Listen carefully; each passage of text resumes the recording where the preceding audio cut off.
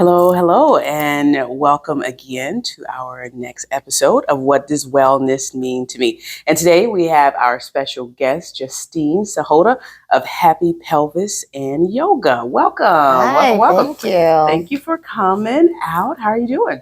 I'm well, thank you. Good, good. So tell me a little bit about what you do, your title, how you got into the pelvic floor arena. Yeah, so I'm a pelvic health therapist, occupational therapist, and a mother of two.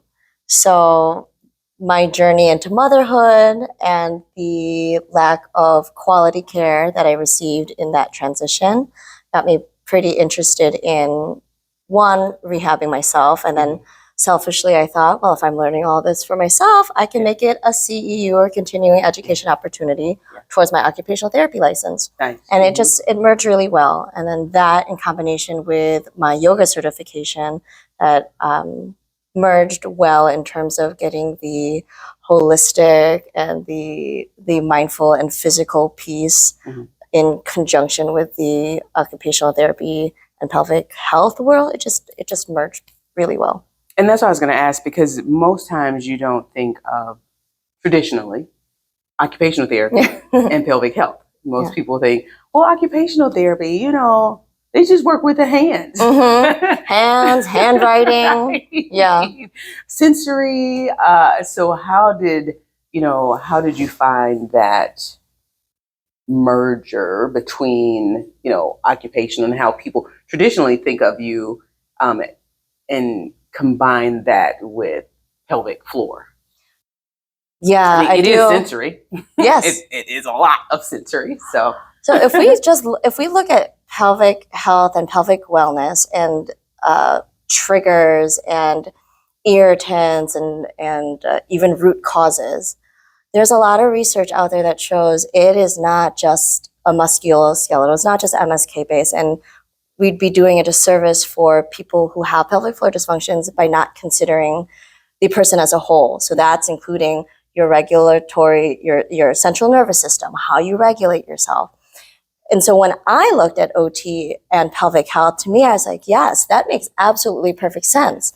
We work on ADLs, activities of daily living, bowels, bladder, sexual participation, all of that in a hospital setting and outpatient rehab setting, even in the school setting, is considered the domain or like the purview with occupational therapy. Right. So why suddenly in pelvic health, in that specialization, does there need to be like a clear delineation? I think what's more important is if you're working with a team or you're working with private clientele, that everybody's on board with the kind of services an OT would like to offer in terms of addressing any anxieties, your full psychological profile, so your full occupational therapy history, not just is there an exacerbating event that happened 2 weeks ago. And so, yes, I was met with a lot of pushback initially because a lot of doctors, specifically the people who would be referring patients out to a therapist, would say, this is just PT based. But if there's more education for the referring providers about how any therapist can practice in this way, we wouldn't need to delineate a PT versus OT providing these services. Right. Yeah. And I think a lot of times clients, they're called and they may say, oh, I only need PT for this. I only need OT for this. And I'm like, well, as you mentioned, team, we work so well together. And I wish sometimes that the orders that we get would not delineate PT versus OT.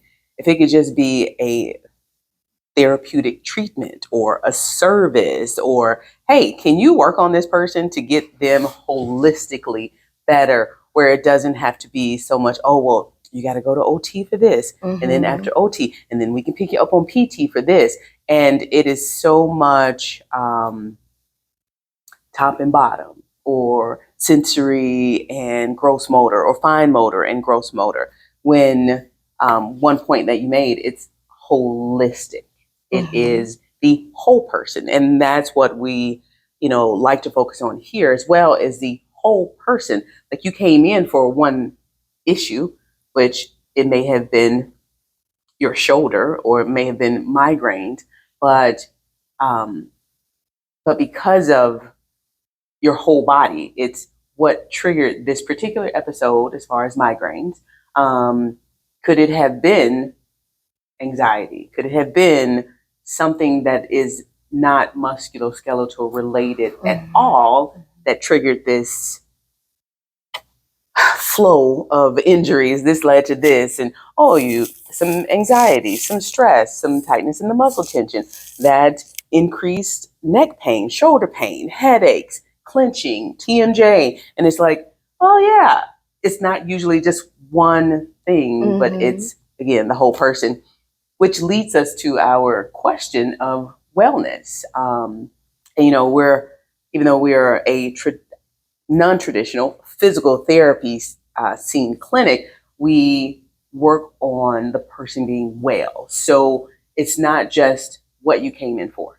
And I know you see that a lot. It's not just this one particular thing. And if I just fix this, but it's many facets of the person that has played a part in what you're here for currently. It's not just, oh yeah, I tripped going down the step. Yeah, but before you tripped coming down the step, what happened last year, or what happened before that? Or, like you said, not the 2 weeks before, but the many other things that contributed to get you here at this point where you are. So what would you say wellness means to you? What does that look like for you?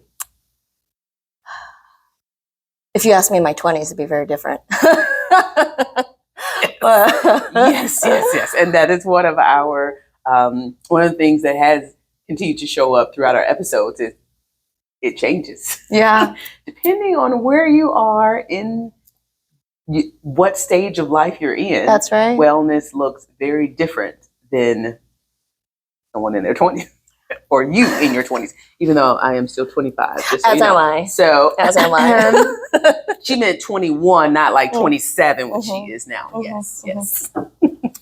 At this time, for me, wellness, I think, is striving for a good balance of feeling like I am successful in my family life, my professional life, and even my own personal gratitude for in my daily life. So I feel like we look at these areas, personal, professional, spiritual, and we think, okay, we put a third here and a third here and a third here.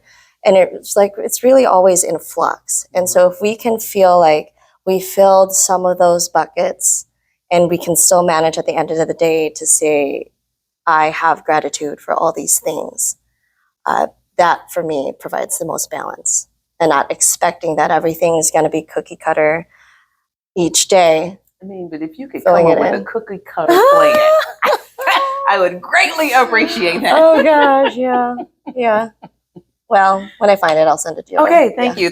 And we'll send it out to you all too once we create this cookie cutter plan. Do you know how many people that would help? I mean, life's not cookie cutter. Right. Every day is different. Well, I mean, I make a box of cookies and it has the exact ingredients on there, and yet I still will look at the dough and say, this doesn't look right. Let me add my own thing. Let me add my own thing. And and then sometimes it turns out right. And then you're like, I should have listened to I should have just followed the directions on the box. Is that why they have these directions? Yeah. Yes. And wellness is, I like how you put it is, you have your 3 containers and it is a fluctuating thing. Some will be 2/3. At times, it would be great if things could be balanced. So what do you do to try to keep that balance? Yeah. So as a mother of 2 littles, I've noticed the area that I need most support now is my mental health and my self-regulation. And there's just a lot of new things, new triggers, like sounds and being touched a lot because I have little kids that climb. Yeah. And the noise. And so for me, regulating myself has been the most important. And what I do to try to ground myself is I do start each morning with gratitude. Like before I even leave my bed, I am doing my bed yoga routine. You better believe I'm doing child's pose in the bed, ball pose. I'm already thinking of what I'm grateful for in the morning. Sounds cheesy, but you are creating that neural pathway already. So I say I wake up and I'm grateful for having this air conditioned home because this heat wave is crazy. So I'm grateful for yes, I'm grateful for having this safe big bed all to myself. So I start the morning with that. And then at the end of the day, I make sure I start and finish the day with that sense of gratitude. And even at the end of the day, when you feel like, you know, I'm probably going to say the same three things, let it be the same three things, right? I've got a safe home. My family's healthy and well. I'm healthy and well. I also have a little journal at my bedside table where I'm not a big journaler. If you ask me to free write, I have so much, my anxiety will swirl about like, well, I'm not writing well enough. This prose isn't inspiring. Is this right? The right congregation? Right? Can I even read this? I don't know if I use that comma correctly. No. So I will just do 1, 2, 3. For me, that doesn't give me a lot of pressure. 1, 2, 3, and it's the same things for the week. Fine, let it be.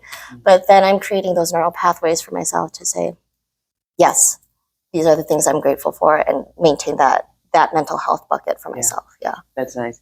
I did not do so good with this, let me just say. But we did a workshop here when we had a young lady come in, and she was talking about being mindful.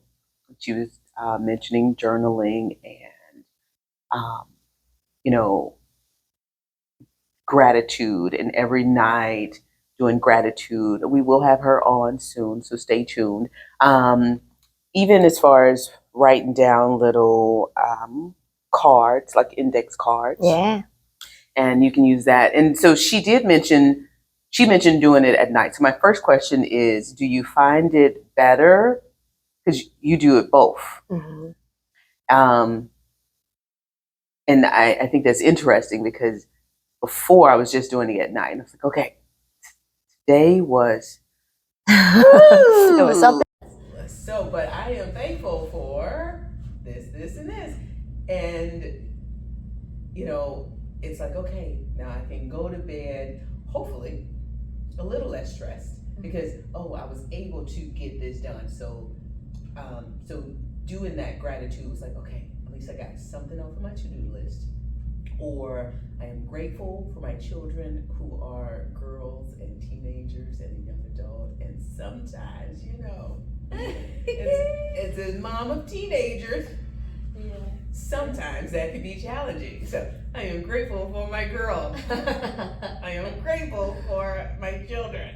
But, and sometimes I would feel pressure, you know, because like you said, you get anxious because of the things like, I should be grateful for something, right? Mm-hmm. Why is it so hard to find something? Why is it so hard to find something to be grateful for? Yeah. I have all these things, and then that spirals into, I should be grateful for what I have, and I'm not being grateful, I suck, and you know, and it's like, calm down. Mm-hmm. You've changed that time of being grateful for to a whole nother experience. So you can't really enjoy it or even find the gratefulness in it because you become so overwhelmed, for me anyway, with guilt sometimes of, I know I should be able to think of something that I'm grateful for. Mm-hmm.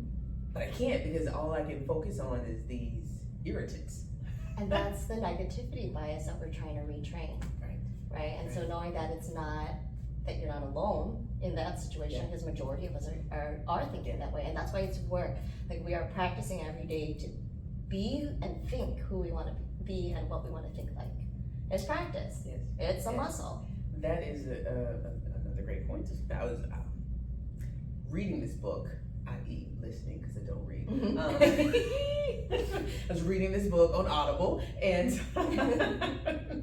they one of the things that the gentleman said was focus on the person you want to be, not the person you are today, and pour that energy into the person you want to become. So who do you want to become? You want to become, in this situation, someone who is grateful for, grateful, because life is good. You woke up winning. Mhm. You're breathing on your own, winning. You're moving your limbs by yourself, winning.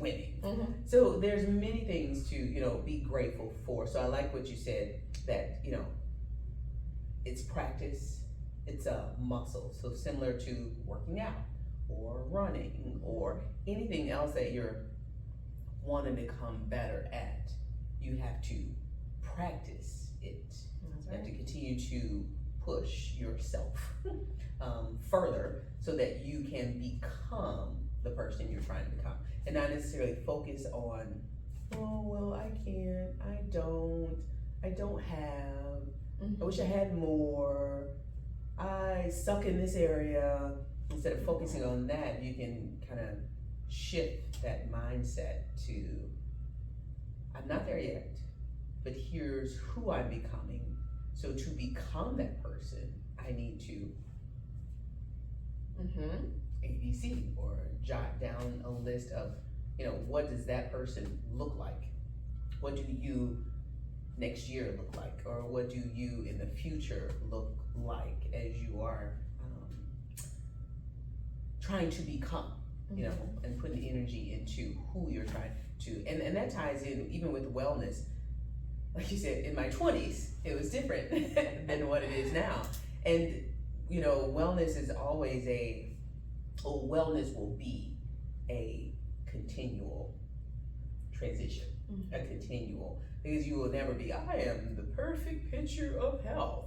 If you are, call me, let me know what you're doing. Me too, please, thank you. If you are physically, mentally, emotionally, spiritually balanced, please give me a call. We'll put the number below, okay? But it is, it is a progression, and what you feel as wellness at one point in your life may not be ideal for you later, So wellness in your 20s, oh, I'm gonna do this, I'm gonna accomplish this. And wellness in your 80s, I wanna be independent. I wanted to live on my own. Yeah. I wanna keep driving. That looks different depending on what phase you are in your life. I also want to mention one other strategy towards wellness, and I feel like sometimes we think of wellness and it's this overwhelming thing of I have to strive for it, right? Like I'm reaching for it, I have to work really hard at that every day, but part of it I think can be something as simple as, and you touched on it, is mindfulness. And mindfulness, if you're thinking about it, doesn't have a bias of positivity or negativity. It is just being, and you've stated that recently, being in the moment, learning how to be. So I do that on my daily walks. Learning how to be wouldn't necessarily be like, oh, the sun is shining, the wind's in my hair. It's just how my foot touched the ground. What am I hearing? Tuning into your senses. What do I see? How am I breathing is a big one. Just, am I holding my breath? Is my breath full? Where's my breath going? And so we're learning how to feel all of our senses and be in this present state without any sort of bias. And I feel that in itself helps me towards my own wellness. Because then you're not thinking, well, I'm on this nice walk, but my mind is, where's my brain, right? Where is this? Where's this laundry list? I never do things. My grocery list. Okay, after this walk, I'm gonna grocery list. I'm gonna go to Aldi, and then we're gonna Target, and I'm gonna da. So just to be with yourself. Now I will tell you, that is a challenge for me. Yeah. Almost. I know what mindfulness is. Yeah. Being able to practice it is completely different. Mhm. You know, like there's definitely intent behind it, and saying, no brain, we're not going to think about the laundry that needs to be done, my schedule, because I have to pick up and drop off, and oh, I gotta run. Oh, I forgot yesterday. I could have been doing a load of laundry while I was doing this Audible book. Well, because when I was doing my Audible book, I was cleaning my yard. But I was like, okay, I need to read, but I also need to be productive. And again, for myself, I do find that as a challenge to be more mindful of, you know, currently where you are, what you're doing, because I cannot shut this thing off. I've tried. There is no switch. You have more like a power button somewhere else. Like, where is it? It leads somewhere down there, but by the time I get there, I'm lost and I'm doing something. You've done I a forgot, bunch of different things. What did I come in here for? I think that's like the majority of us, especially in a Western culture and as a business owner, right? Like you're a hustling, and you're not only just managing your business, you're managing a family as well. You're managing yourself as well. And so I think a way to approach this, I'm not saying that like I'm always mindful and I'm always present, but at least I reiterate this point with all my clients, no matter what their diagnosis is, that body scanning, just taking a moment, body scan, checking on your posture, checking on your muscle tension, checking on your breath, checking on your thought process. And without judgment, what is it? And so if you've ever taken a yoga class, you'll have a lot of yoga teachers say like, get into the pose. It is what it is, and it is where it should be today, and don't judge it. So I practice that piece. And I don't say that flippantly because I'm also a yoga teacher, right? And and I think that practicing that on the mat is the way to practice it in the real world. Yeah. Right? So just take some time throughout your day, body scan. You see a clock on the hour every hour, go ahead and body scan. And reiterate, what are those things we need to scan for? I scan for posture, muscle tension. It's typically in the jaw, or for my clients, it's jaw, pelvic floor, shoulders. What else did I say? Breath and thought process, because thoughts affect behavior, affects muscles. Right. So it's all So one something thing. that could take you a quick 30 seconds. Yeah. And you can start practicing being mindful in whatever you're doing. And you said, you know, we have these nifty timers, these nifty little things that we wear in our wrist. Oh, do tell. Most people have theirs set, right? These assistants, let's call it assistants, right? You can set a time and it can buzz. They already tell you when you should get up and start moving, right? The watches. Do they now? When you sit too long, it says, you've been sitting too long. Please get up and move. You can also take that time or that buzz as a alert to say, oh, I do need to get up. But before I do, let me practice that mindfulness as well. So different things to trigger you to say, oh wait, let me check in. Let me do that body scan. I like that. We'll be stealing that. We'll be using that. We'll be teaching it to our clients here as well. Yes. So how do you, so you mentioned being mindful. You mentioned in the morning and at night doing your gratitude. Any other tips that you have or things you do to kind of help manage like a busy day? Because, you know, as you mentioned, you're also a business owner, so you are managing business, you're managing family, you're managing yourself, and a lot of times as women we're always do, go. So any other tips of how to manage or just incorporate wellness into your day so it doesn't seem like it's an extra task? Yeah. For me, I love sleep. Right? I don't know anybody who doesn't love sleep. And this body needs a good 8-10 hours really, but I don't really get that. And I am not the person who will get up and schedule my 1 hour workout before the children wake up. I like to get up and practice my mindfulness with my coffee or my hot beverage of choice, and I literally sit or stand and look out my window because I have beautiful trees and a beautiful pond. So I'll take in nature or even step outside, so inundate myself with sunlight and nature. And then when I brush my teeth or I'm starting to make breakfast, I'm habit stacking my physical movement.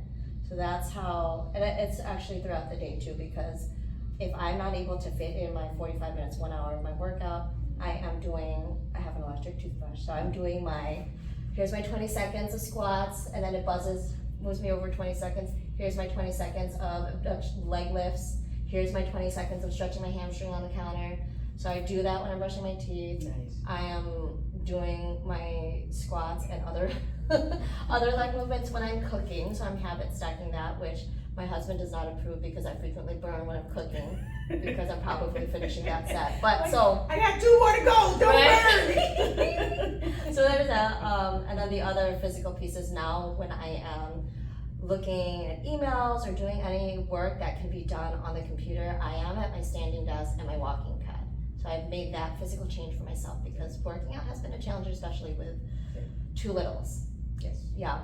And then my lunch break, I make sure to not only fit in mindful eating where I'm not doing anything else, just eating.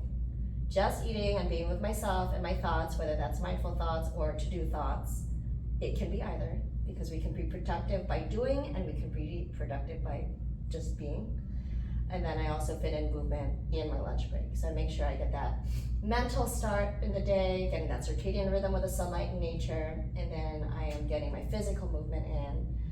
And then the gratitude piece, that spiritual connection to myself, that is morning and evening.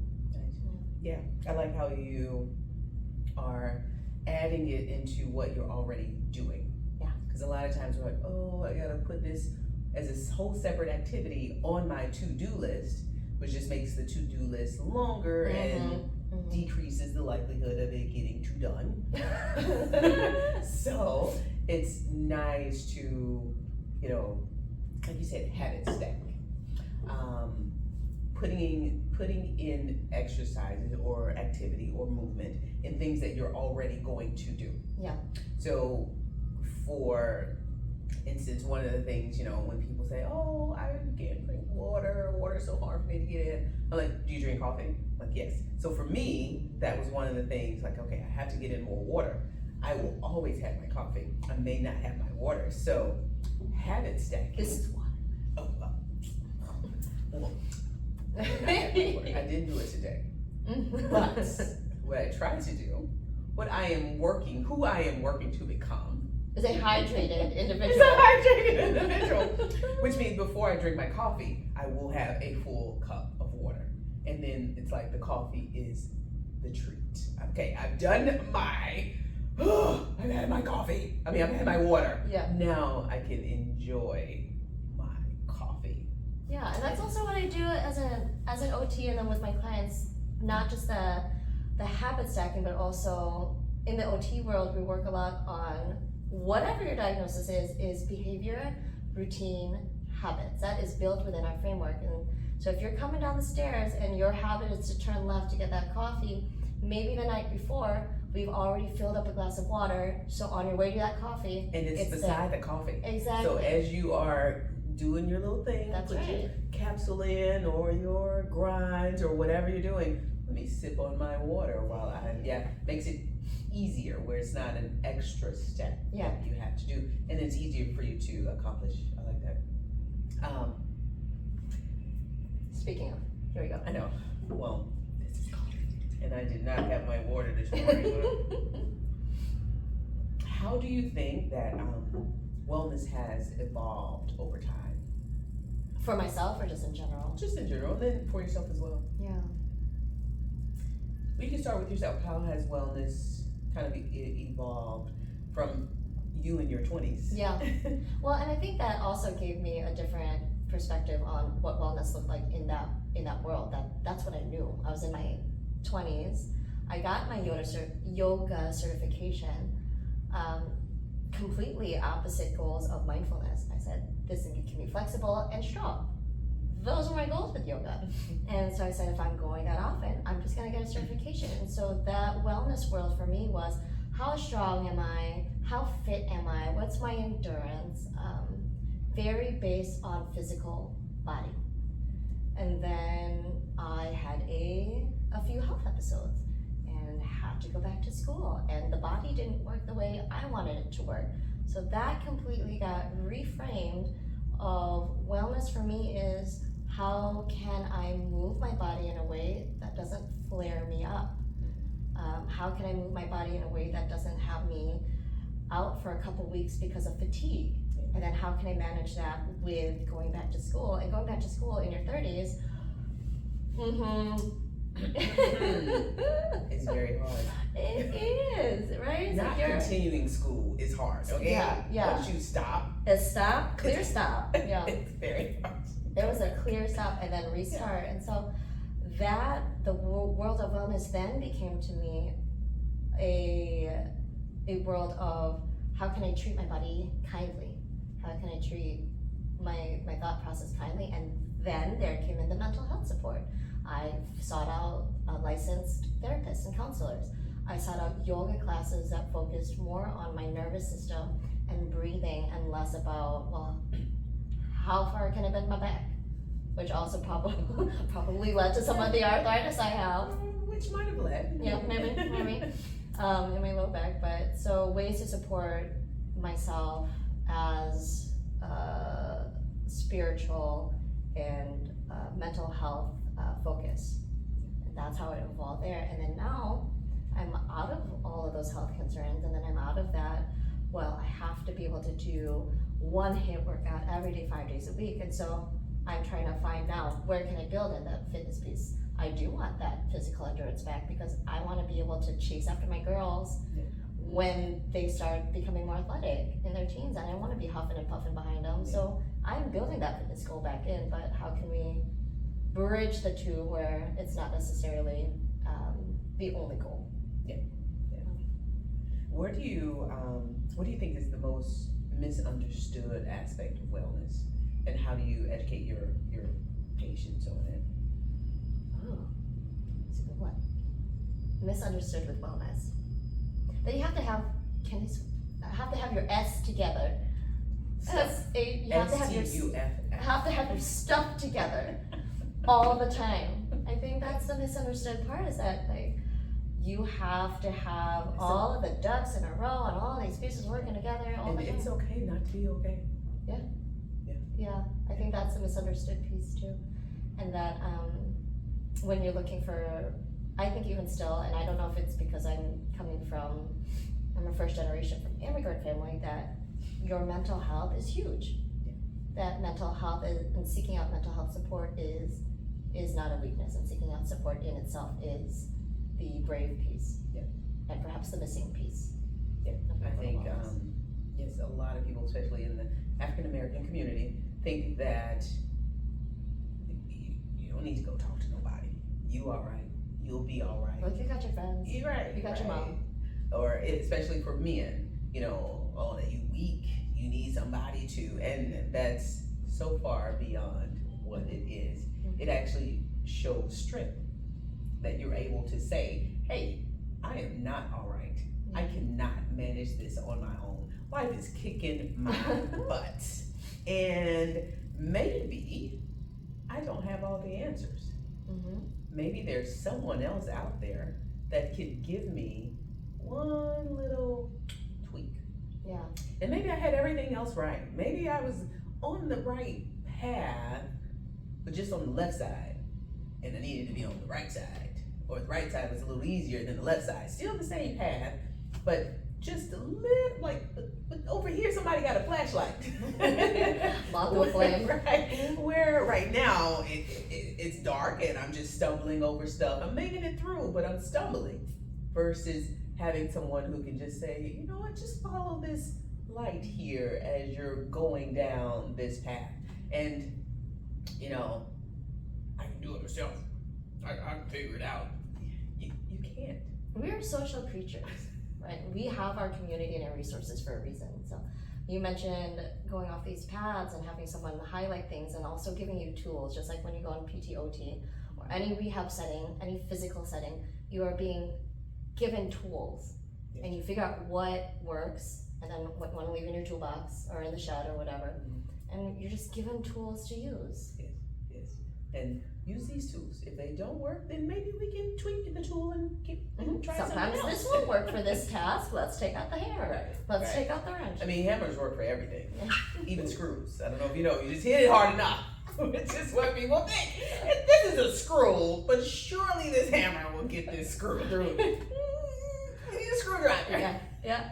That's not how that works. And sometimes we are hammering screws into things and wondering, and why didn't that work? I just don't know why that didn't work. That wasn't the right tool for that.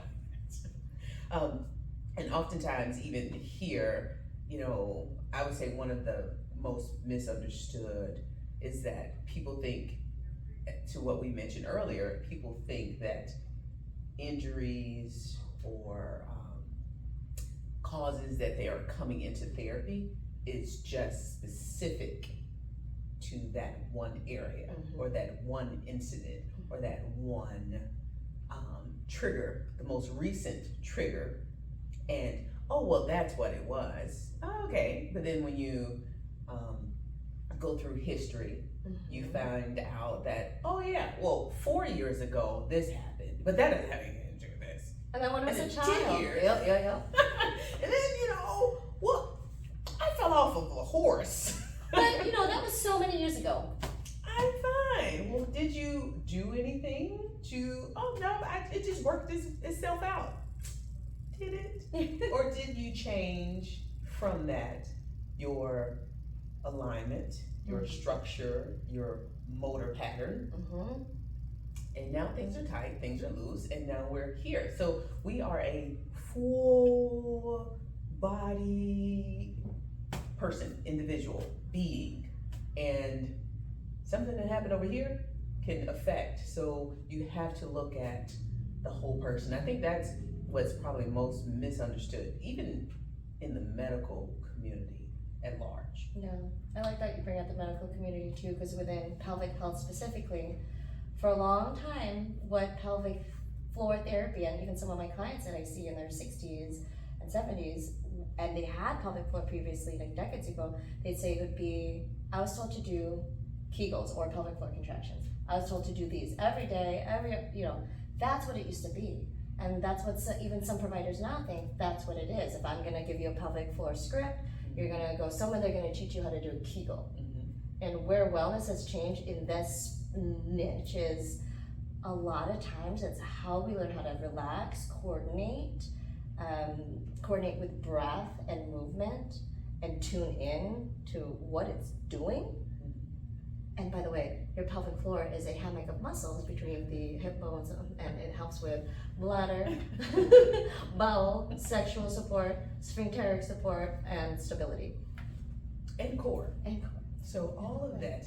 So it's like, oh no, it's just my pelvic floor. No, it's still your full body. And I think that's where the wellness has changed in that aspect. Is there are a lot of really great practitioners, OBs, MDs, DOs, that will prescribe pelvic floor therapy for someone where they realize this person is having this lumbopelvic pain, and they've been going for traditional maybe therapy to address their back. And now they're recognizing, okay, this needs a little more nuance. Let's explore that pelvic floor realm. Let me back. What inspired you to enter into the health and wellness industry? So what got you here? OT to start, not just pelvic health. Yeah, I mentioned before that I went through some health issues. And so my body, I couldn't physically use it the way I wanted to. I was a dancer, I was a theater performer, I was actively using my body all the time. And so my body was like, we don't want to do this. So we quit. So then I shadowed a lot of allied health professionals. I shadowed speech, dietitians, PT, OT. And what I really liked about the OT realm is the holistic piece in that it addressed behavior, it addressed routines, and it was also very flexible in the settings that you could help. And initially I thought I was going to go into pediatrics. I found a a gentleman who works out of Northbrook, he created a program for kiddos with disabilities, and he combined speech therapy, physical therapy, and occupational therapy within a theater program with best buddy style. So you had a typical peer with a non-typical, whether it's physical or whatever the disability may be, and they were addressing all those needs. And that I said, you can do that? You can do that in this world? So I went into OT school because of that. Yeah. And it's like, you can still do the things you love and still do the things you need and enjoy. Just find sometimes either you address the person factor or the task, and you find a way to bridge that. Yeah. And so that's how I got into the OT world. Yeah, nice. Yeah. And And now I don't work in peds because I have my own kids. So I'm not working with kids all day. I can't be with kids No. and have kids. Yeah. I have to work with adults, and then as they become adults, maybe go back to working with. And that's how I also regulate my system, because I know my limits.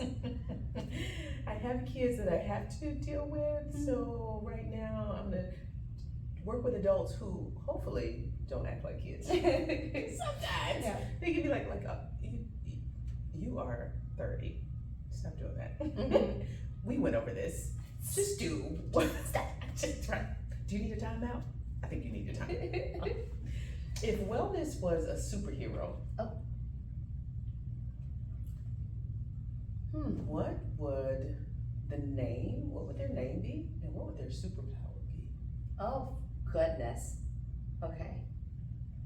If wellness was a superhero. Okay, I need to preface this with, I told you this earlier, that I just dropped my youngest off to daycare. So this is where my brain is at. Wellness is those fabric swings they use, like aerial artists, they use these really stretchy fabric silks. Sometimes they can be more like a hammock shape. So it would be a lyra swing that could envelop your shape, but then it can also adapt and stretch and be long and wide. And so you can do things like flip and climb, or you can be enveloped in it as a cocoon when needed, that deep hug. And pressure. Yeah, so, and then what would the name be? I don't know if I have to follow these like copyrights through the Incredibles movie. Elastic Girl is a mom who has these superpowers of stretching and just moving her limbs every which way in her body, just envelops people in hugs or blocks bad energy. Yes. So can I say elastic? We're gonna say Elastowoman. Elastowoman, Elastoperson. Elastoperson. Yes. Oh. We're not infringing on any Pixar. No, we understand because we can't say. So, her name is Elastigirl, right? I think so. Elastowoman. Elastowoman. There we go. Elasta-adult. Mm-hmm. I like that. Yes, because that would be great. Sometimes we need right? to be Physical, flexible. mental flexibility. Physical and mental flexibility, mostly mental flexibility. When things don't go the way you planned, or you can say that's okay, and you can just stretch your imagination to be able to engulf it. And then physical flexibility, we can all use that. We can all use a little physical flexibility. I put my leg up on the counter every morning, brushing my teeth for that hamstring flexibility, as I mentioned. So, and I do really like that because we're always reiterating to our clients, you can always get a stretch in. You may not be able to do the exercises, the strengthening, but you can always get a stretch in. Again, at your desk, you're just gonna stretch out while you're brushing your teeth, while you're sitting. Can stretch. Well, you're doing a podcast. Thank you for while you're doing a podcast, you can stretch. There's always opportunities throughout the day, even at a stoplight. Don't close your eyes because we don't want you to get blue at or someone to hit you or road rage. Don't close your eyes, but there's always opportunities to do some wellness or chin tucks. Oh, is that what you're doing? Are you doing a chin tuck? yes.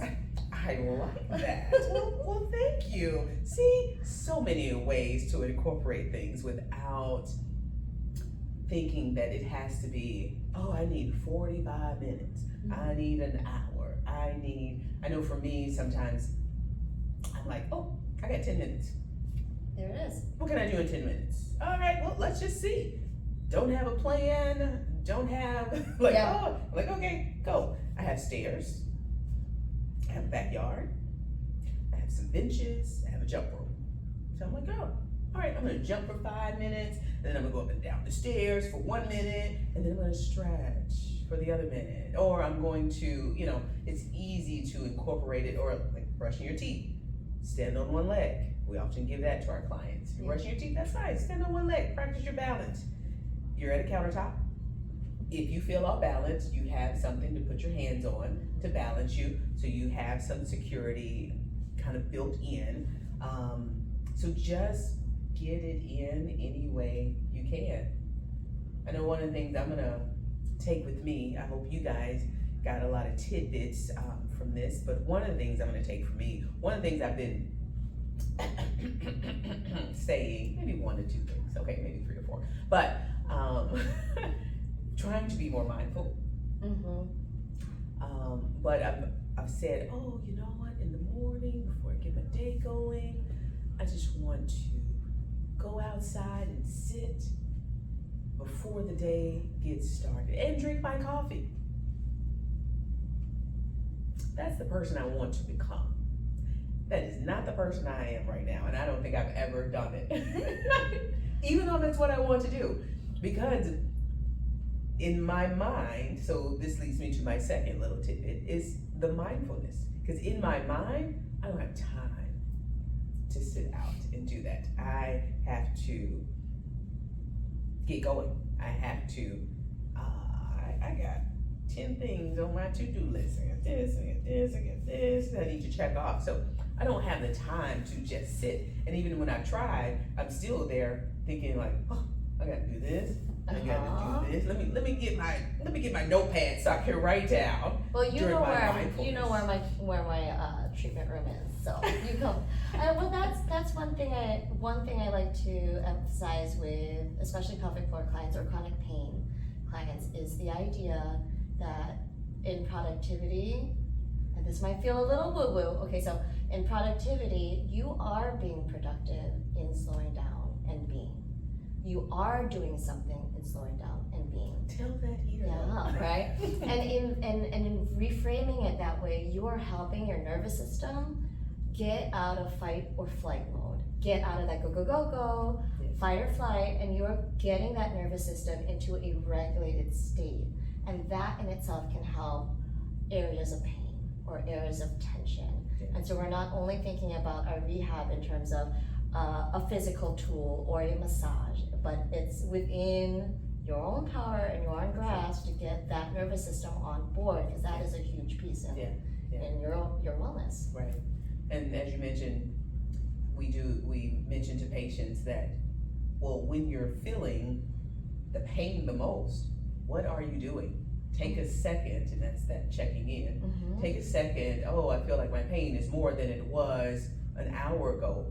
What are you doing? Are we taking deep breaths? Are we breathing? Are we in a stressful situation? Are we holding tight and guarding? Because I never bring my shoulders. Are we clenching? Yeah. Like, take an assessment of the body during that time, even if that is your trigger. That's when I check in, because I am having more pain. So let me check in and see what I'm doing and take a minute to kind of, we often use the foam roller. Do you use the foam roller? Yes. I love the foam roller. Yes. So I'll tell clients, take the foam roller to work with you if you can. Most people are working from home. It's nice, right? But take it to work with you, and when you feel, once you do that, check in, like, oh, go to the bathroom. When you come back, lay on the foam roller before you jump back in. And then that will give you, your system as well, a chance to kind of just reset, woosah, before going back. And like you said, clear your mind, being mindful of being on the foam roller. What do I feel? I tell people I don't have to do it. I just have to direct people to do it, right? So just checking in, seeing where you are, relaxing everything, softening everything, making sure you're soft before you go back in. And usually that will help to, like I said, regulate your nervous system, calm you down, get you out of that fight or flight state. So Yes, that is a big takeaway. With breathing as well. All the things. I mean, you don't have to breathe, unless you're, I mean, you can if you don't want to die, but you don't have to breathe. I mean, it's overrated. I tell patients all the time, well, why do I have to breathe? Passing out, dying, you're gonna raise my insurance. I need you to breathe. Please. Please. Thank you. Thank you. All right, well, thank you for coming. Do you have any last words, anything you want to share? Any, you know what? Well, one thing we didn't talk about. I know you do a lot of events. Yeah. Throughout the south suburbs, Frankfurt, Mokina, New Lenox, Orland, Tinley, Homer Glen. I feel like I'm covering everything. Yeah, and the southwest suburbs. Southwest. Yes. Yeah. So what are some of the workshops that you have or host, and how do you educate patients? Yeah, education is within Happy Pelvis Yoga, one of my missions is to educate and create awareness, because I feel like getting into pelvic floor therapy, there was a lack of education and awareness given to me by my providers, and I had to seek it out on my own. So I want to give this out to the community, and especially perhaps populations that aren't typically is open talking about pelvic floor wellness and specific intimate parts of our bodies. And so educating the community is huge. And by creating workshops, whether it's in the libraries or wonderful places like Anointed and other yoga centers, I host Pelvic Floor 101. So just the basics, understanding what your pelvic floor is, what does it do, and how to even access awareness to it. That is number one. And then I always typically combine breathing and yoga, because it all goes so well. And no matter who I treat, those are the ways I am approaching beginning stages of therapies, breathing and yoga. And so I'll also do prenatal yoga workshops and prenatal postpartum pelvic floor workshops to get a better understanding of the changes that are happening physically outside of going to, and there's no issue with going to a hospital and saying, this is how I change a diaper, this is how I do infant CPR, and this is how I look for an infection after I leave the hospital. But also what else is happening in that fourth trimester. So I like to do workshops on that. I think that's it. Okay, all right. We'll have all of her information below in the description, so feel free to reach out if you have any more questions about pelvic health, pelvic floor, and if you may or may not have some concerns, make sure you stay tuned, because we will be hosting her here. She'll be here in Anointed Hands doing a pelvic floor workshop soon. So stay tuned, and thank you. We will see you next week on What Does Wellness Mean to Me. All right, bye-bye. Thank you.